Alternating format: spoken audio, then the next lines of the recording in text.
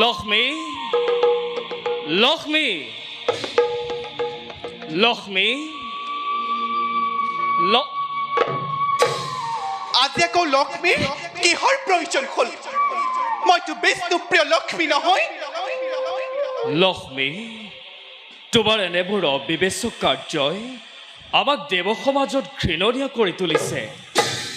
আমি জগত কৰ্তা ঈশ্বৰ আৰু তুমি স্বয়ং জগতৰ মহালক্ষ্মী তেনেস্থলত তুমি যদি আমাৰ কাৰ্যত প্ৰতিদ্বন্দ্বিতা কৰিবলৈ যোৱা ইয়াৰ পৰিণাম কি হ'ব পাৰে তুমি এবাৰো ভাবি চোৱা নাই আপোনালোকৰ আলোচনাত যদি ক্ষীয়ৰ ভাৰ্যা পাৰ্বতী ব্ৰহ্মাৰ কন্যা সৰস্বতী উপস্থিত থাকিব পাৰে তেনেহ'লে মই আপোনাৰ পত্নী হৈ সেই আলোচনাত কিয় ভাগ ল'ব নোৱাৰিলো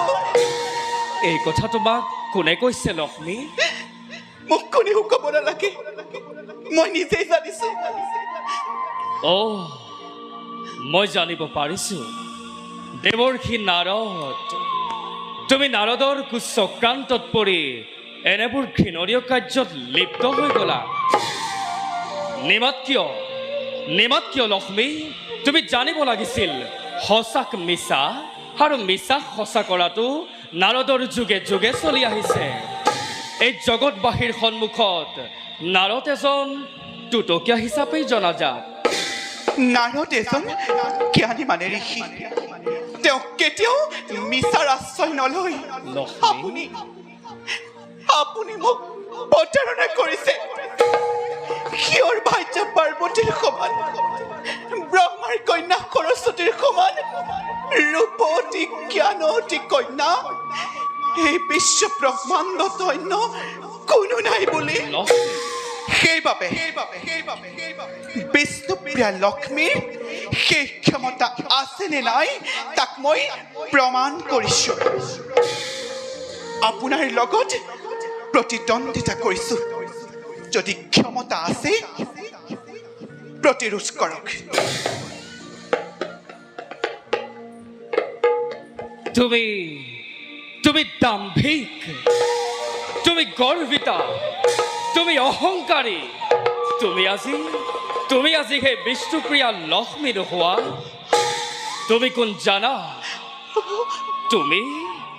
তুমি যেন কোনোবা দানৱী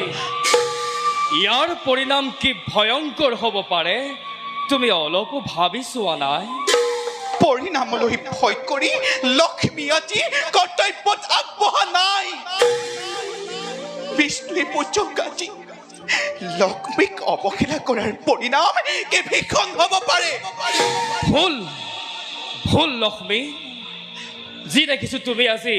ভুল পথেৰে পৰিচালিত হলা দৈত্য সৃজন কৰি আমাৰ সৃষ্টি ধ্বংস কৰিবলৈ গৈ যি মহা বিপদৰ সূচনা কৰিছা ইয়াৰ পৰিণাম কিন্তু মৰ্মান্তিক হ'ব এদিন নহয় এদিন তুমি নিজক উদ্ধাৰ পাবৰ বাবে হাহাকাৰ কৰিব লাগিব কিন্তু মনত ৰাখিবা লক্ষ্মী সেইদিনা তোমাক উদ্ধাৰ কৰোঁতা সেই ত্ৰিজগতত নোলাব মই তোমাৰ লগত তৰ্কই নকৰোঁ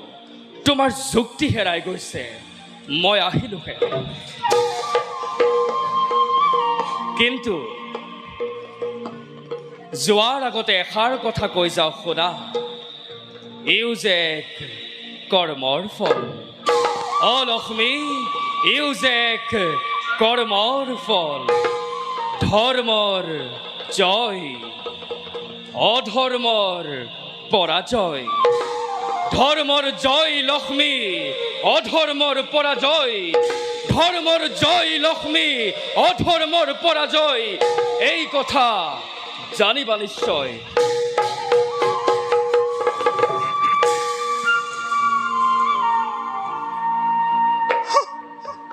লক্ষ্মী ইমান অবলা নহয় যে কাৰোবাৰ চাতুৰি কথাত ভুল যাম মহাপ্ৰলয়ত পৃথিৱী ধ্বংস হ'ব আৰু এখন পৃথিৱীৰ যাতে সৃষ্টি নহয় তাৰ প্ৰতি লক্ষ্য ৰাখি মই এই ভীষণ দৈত্য সৃষ্টি কৰিছো